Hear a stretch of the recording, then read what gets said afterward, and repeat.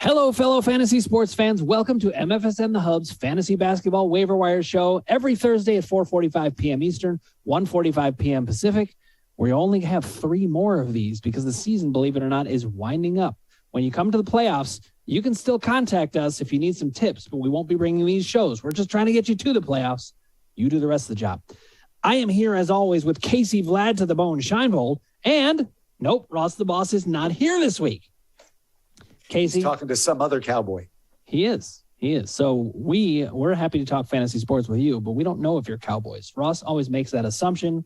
We have no idea. Casey and I, we really kind of take in reality a bit more. Sorry, Ross. Just saying it.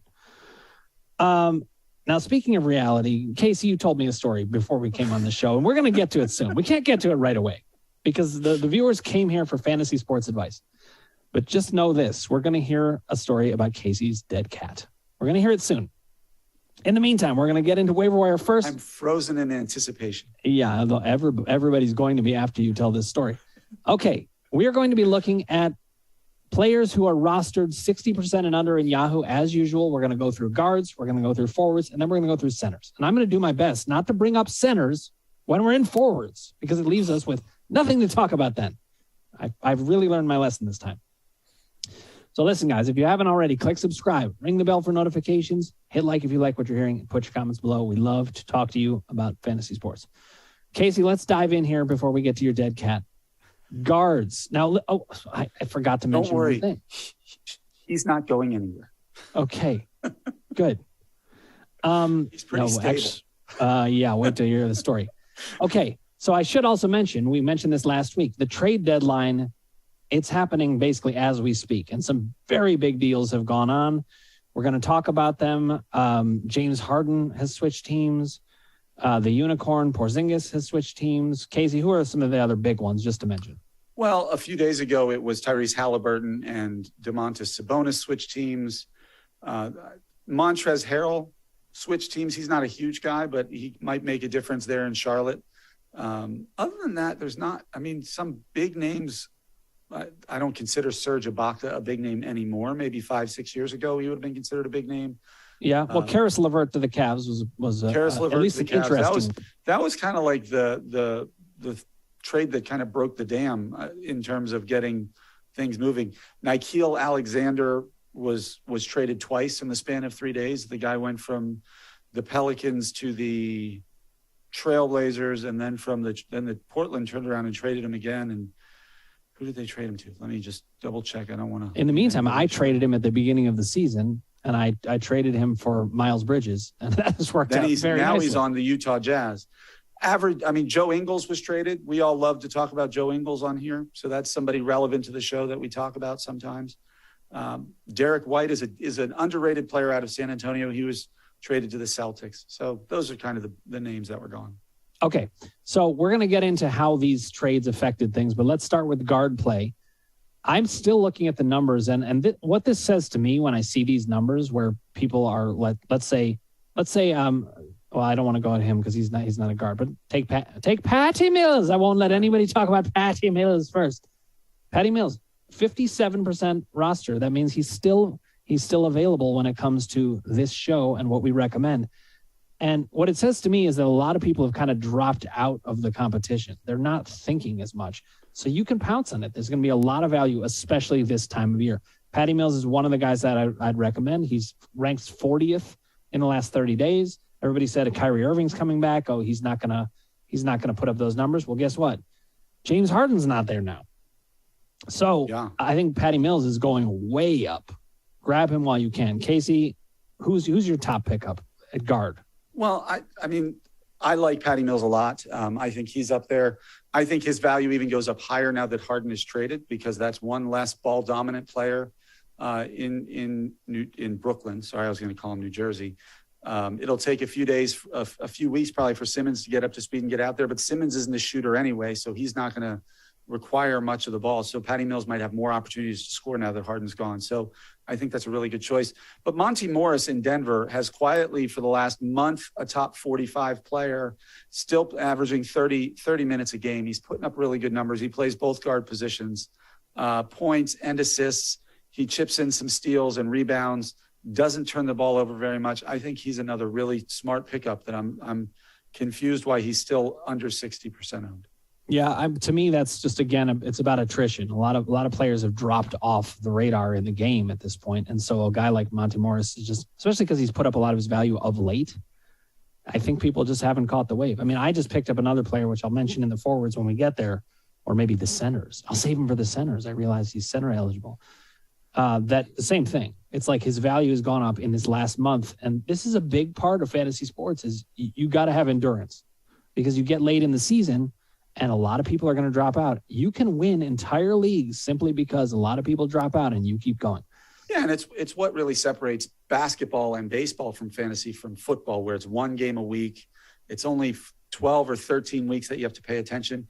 We're in week 17 in basketball right now, and some people have been out of it since the beginning of January, and so they're not making the daily moves that you have to make in fantasy basketball, and baseball's the same. Yep, totally agree. Now, Kobe White, somebody we've been mentioning quite a bit. He's only 41% owned. He's getting over 30 minutes a game. So his numbers are going to stay there. He's got 236 points in the last 30 days, 37 three-pointers. He shoots 93% from the line. He's getting 47 assists in the last month. I have no idea how this guy is owned in that little roster. So get on that. That's absolutely another one. Looking down my list, I see that Justin Holiday is a guy I want to talk about in a different way. I do not recommend picking him up. He was traded. I liked him on the Pacers. I don't know what to expect on the Kings side of the ledger. And in the meantime, it's kind of a crowded backcourt. Even with Halliburton moving out of there, they brought in Holiday. But the player that I like even more is a player that I picked up. I actually cut him. I then picked him right back up because when I looked at his numbers, I was like, no, that was a bad cut. Davion Mitchell. Davion Mitchell's putting up a lot of, especially if you're looking for a point scorer, and everybody's saying, well, De'Aaron Fox is coming back, and he now is back, so he's going to sink in value. Well, he came off the bench, and he still scored 18 points. And Justin Holiday, meanwhile, started. So I could see holding on to Holiday maybe for a week to see. But listen, if you're trying to get into the playoffs right now, and you're not sure which one to go with, I'm recommending Davion Mitchell. I think he's a better play. Has there been a time since the 1990s of the Chris Webber days where you've looked at Sacramento and thought, they have a plan, they know what they're doing?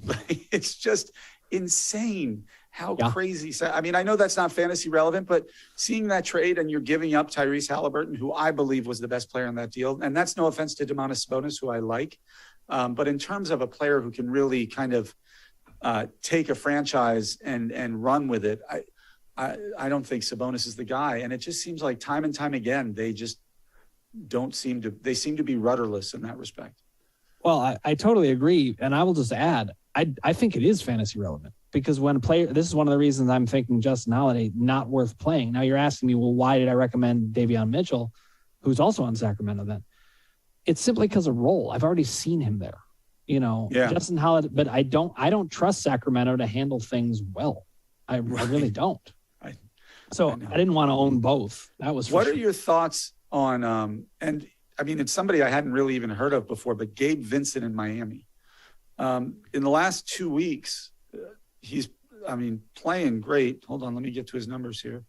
In the last 2 weeks, he's the 61st ranked player, which isn't phenomenal, but he's getting 30 minutes a game, and he's hit 22 threes in the last 7 games, 84 points. He's getting more than a steal per game, getting over 4 assists and almost 3 rebounds a game. Like, this is somebody I didn't even hear of coming into the season, but he's playing really well right now. He is. I mean, listen, I think he's the kind of player that you could add and see if back end of your roster, if he gets hot. From what I'm seeing, he's playing a lot more because they've been playing with some big leads. So that's the kind of player that I'm a little more careful about. Although you don't have to be that careful with the back end of your roster. You really don't. There's a lot of value out there. And the other guy is Javonte Green.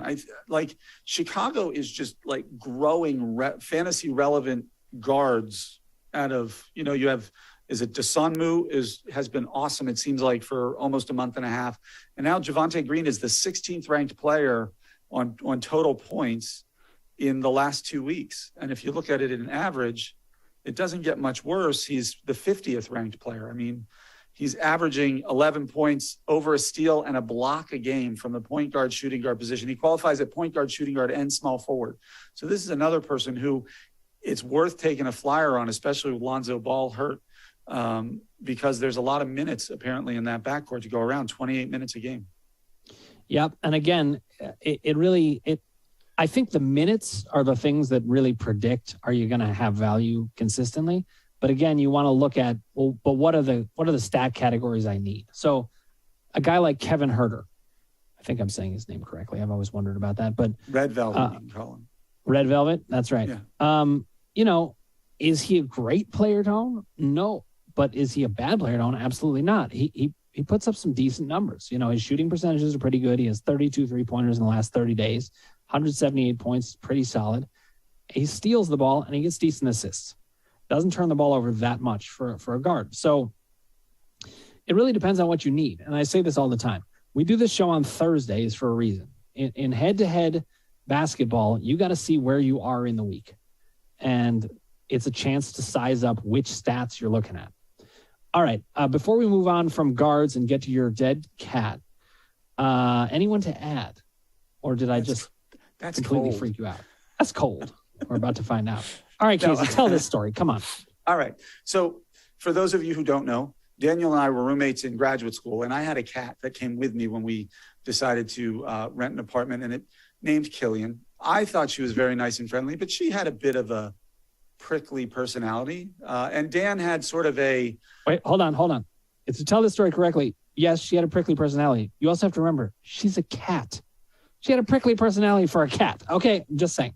Okay, so Dan had she could be temperamental, and Dan and she had some great moments and some less than great moments. But anyway, so my wife and I, we welcomed our twins in 2009 when Killian, she was about 12 years old at the time.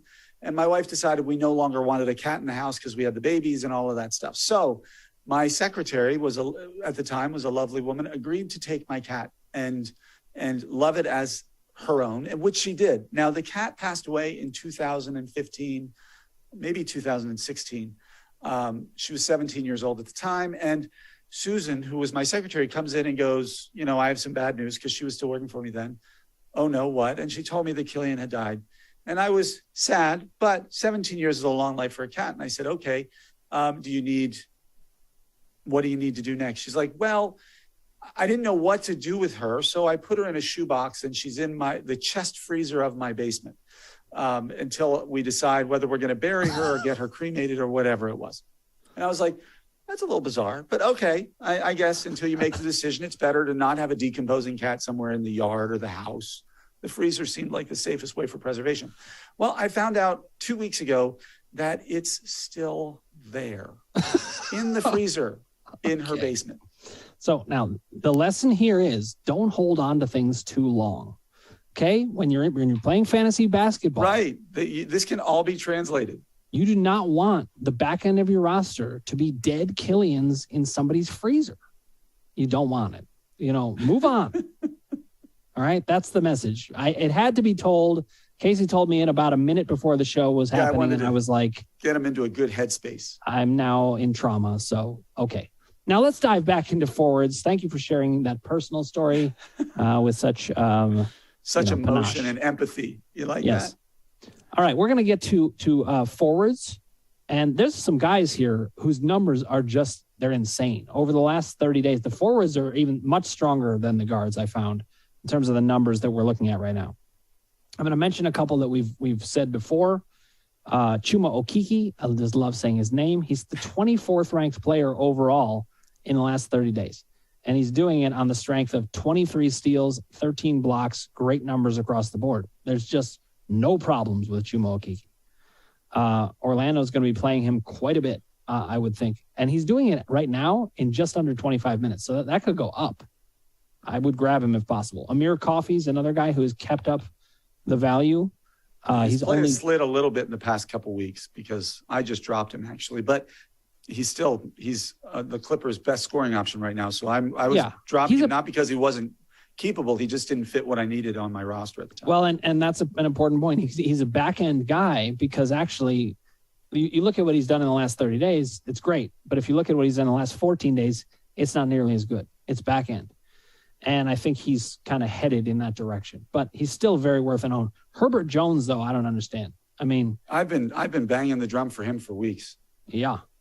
He's just outstanding. I do have one more that I'll mention, but you know what? I'm going to turn it over to you because I don't want to hog the top. Maybe you'll mention my guy. Go ahead.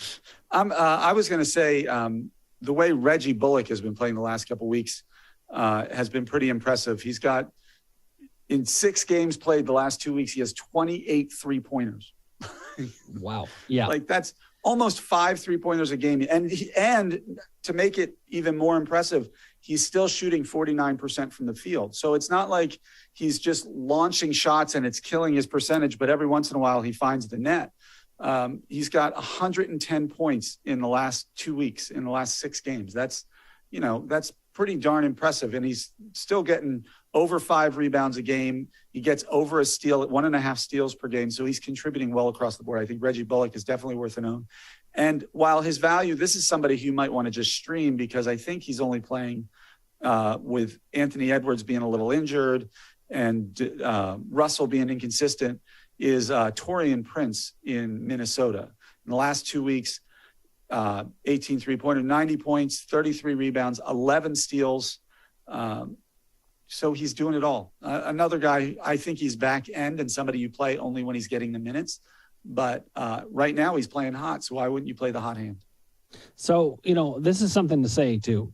At this stage in the season, these guys with the hot hand, like the Reggie Bullocks, they can win you the championship. They actually can. I'm not saying it's going to happen, but you have to understand that these guys can go on such tears for such a short amount of time. It's often good to catch lightning in a bottle a little bit here. You cannot, especially when you're looking to just win 5-4. If you win your matchup 5-4, if you're playing in 9 category leagues, you win. If you're playing in 8 category leagues and it's 4-4 and you've got the tiebreaker, you win. So you've got to know that and pick up these guys. But one guy that I think is not kind of a back end guy, just kind of catching fire, Brandon Clark still strikes me as somebody who should be on a lot more rosters than 33%. He's the 39th ranked player over the last 30 days. And I think part of the reason for that is that he doesn't hit 3-pointers. His points, are not that high. And everybody says, well, but it's inflated by his field goal percentage. That field goal percentage is monstrous. That can win you one category. So, and meanwhile, he's got 16 blocks and 10 steals. So, and he's putting up decent rebounds. So this is a very solid guy. Just look for the fit on your team.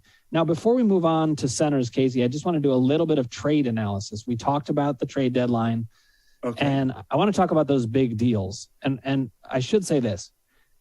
I find that in fantasy basketball, these big trades, everybody makes a big deal out of them in real life, of course. On the fantasy side of the ball, they don't actually change much usually. It's usually maybe 1 or 2 players out of all, maybe 3 or 4, out of all of these trades where their value really, really changes. Yeah, well, I mean, and especially for the big name players, because their value is already established. It's for the ones who are maybe fringy back end roster guys who have the talent but not the opportunity, but the trade then gives them an opportunity they didn't have before. That's where it can be really impactful from fantasy. But you're right. Like, let's go. Obviously, I think everybody would agree that the biggest trade of the trade deadline was the Sixers and the Nets. And what it was Ben Simmons, Seth Curry, Andre Drummond, and 2 first-round picks, although the second first-round pick is in 2027. So it's not as relevant yet for James Harden and Paul Millsap. From a fantasy perspective, I think it's huge for people who hung on to Ben Simmons all year because it sounds like he's going to play. He was never going to play in Philadelphia. So in that respect, while your return on investment might be low, but we just said it's 3 weeks till the playoffs. Let's say it takes him 3 weeks to get up to speed and you manage to sneak into the playoffs with him being on the end of your bench and you're just holding on to him. That's huge for you going into the playoffs. And I don't think that can be understated. I think he fits in well in Brooklyn because he's not a ball dominant guy because he doesn't shoot well. And you weren't drafting him for his shooting percentage or his necessarily his points per game. You're drafting him for rebounds and assists and blocks at his position, which he's going to get plenty of opportunities for because Kyrie Irving and Kevin Durant are going to shoot plenty for him to have those opportunities. Totally agree. And, sometimes people ask questions like, well, will this help Embiid? Will this help Tobias Harris? I don't think it's going to make any difference. I honestly don't. I understand that James Harden is going to have the ball a lot, but the fact is those players are going to get their numbers anyway, especially because of the type of players they are. It would be one thing if they had like a massive shooting guard and then James Harden comes in. Right. And let's be honest, James Harden, what made him one of the most valuable players in fantasy for the last 4 or 5 years wasn't just his points. He was able to get assists as well. Like he knows how and when to pass the ball. So those guys might actually improve with James Harden being there to take some of the defensive focus away from him. Now, just from a point of interest, like the Haliburton-Sabonis trade was very interesting to me, not just from an NBA perspective, but also from a fantasy perspective. I could see people wanting to debate this. Does their value change at all? I don't think it does. Obviously we don't know, but the fact is they're both such good players. I just don't see them being changed much. Yeah, I mean, Sabonis he's a points and rebounds and percentage guy, and he's going to get that. I don't think if I'm remembering correctly, I'd have to look. He was ever a big blocks guy. So I don't think it matters that much for him there, but he's going to get his points and rebounds. He's a great power forward who knows how to position himself in the low block. I actually think the trade that the Kings made that might have more of an impact fantasy-wise is the 4-team trade they made with the Bucks, the Clippers, and the Pistons, and that's getting Marvin Bagley to Detroit and out of Sacramento, because Bagley was a former top pick.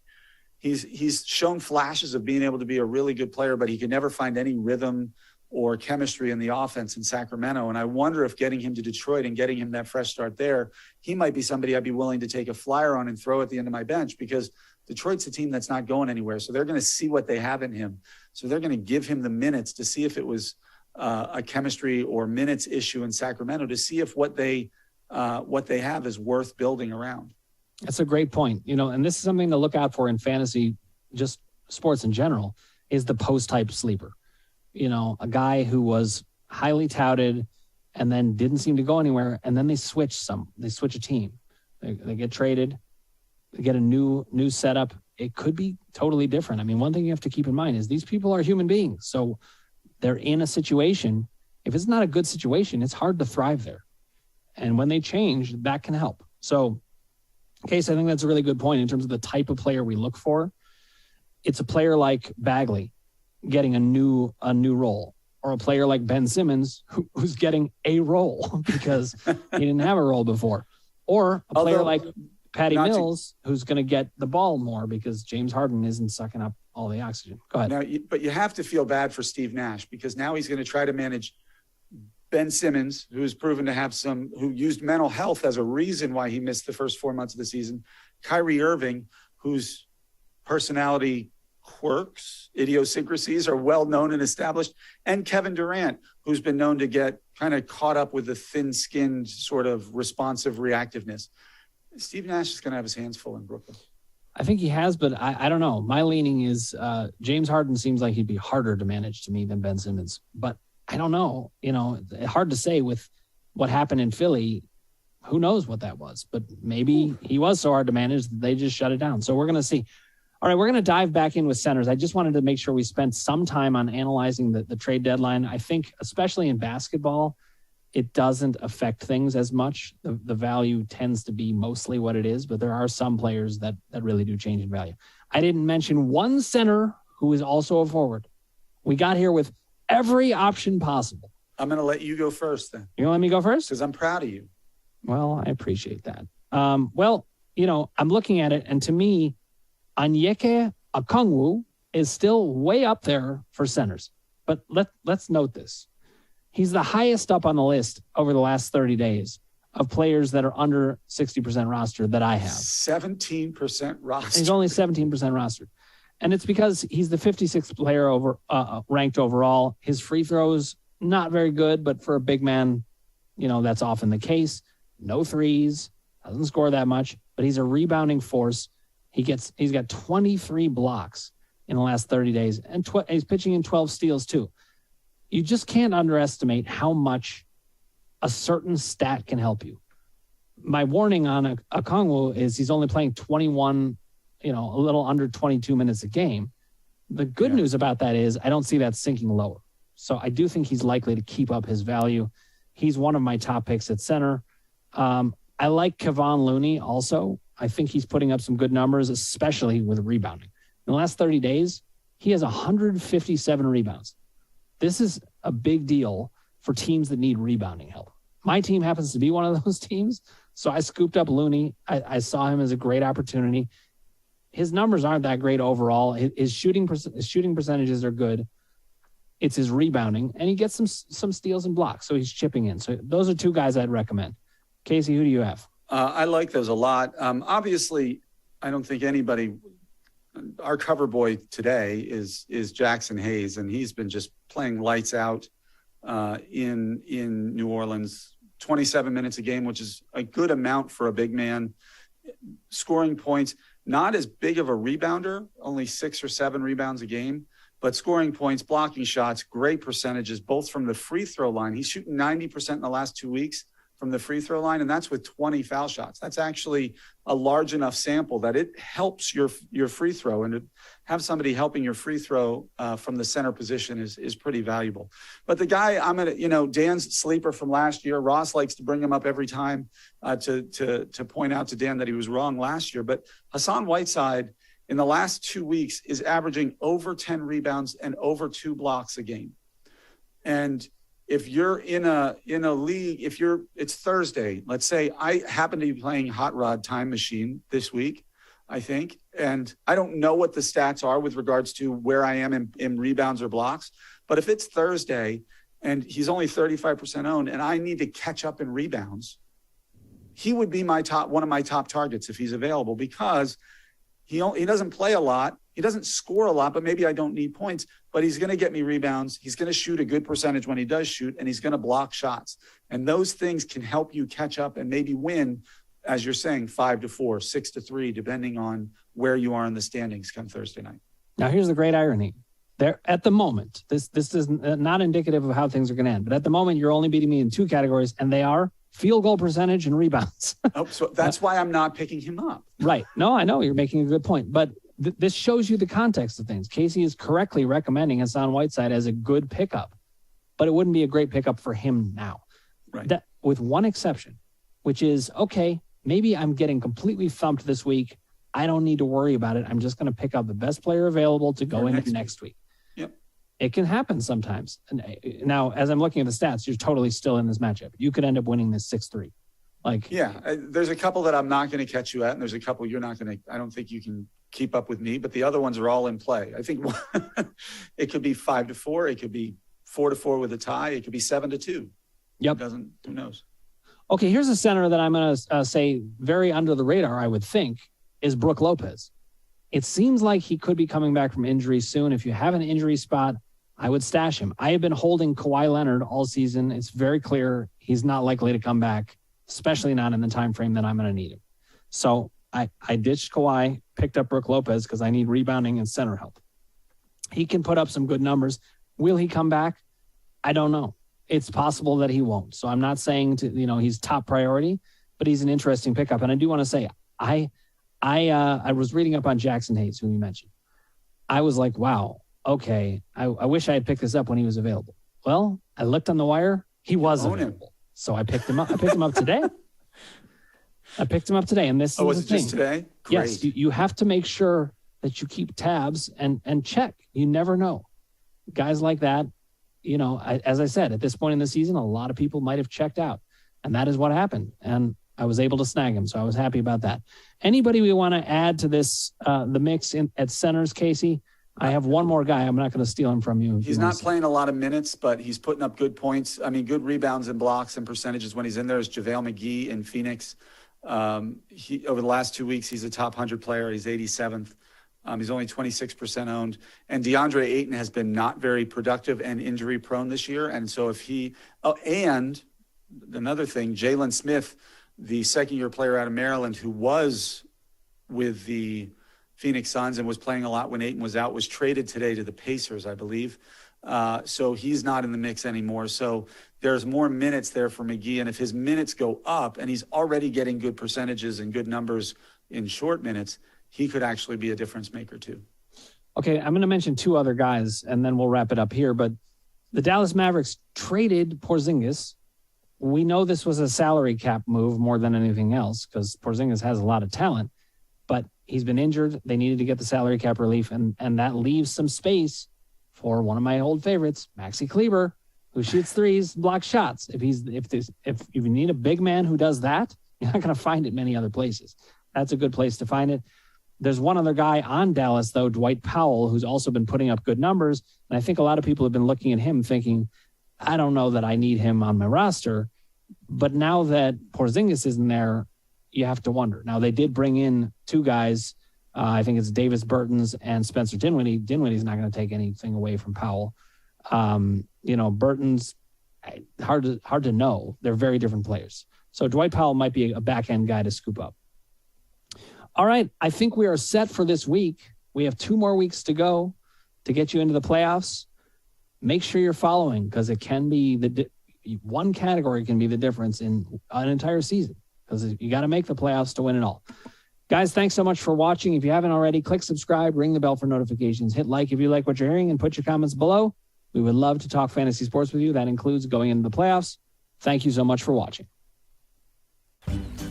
Ever since I've been doing these commercials for Killcliff, my Tinder account has been blowing up, dog. Ooh, who's this horny young fella sliding into Granny's DMs? Mr. Castlemaster. How about that? Killcliff Octane CBD. The killer Cliffsicle. All the benefits of caffeine smooth over with CBD. Own it.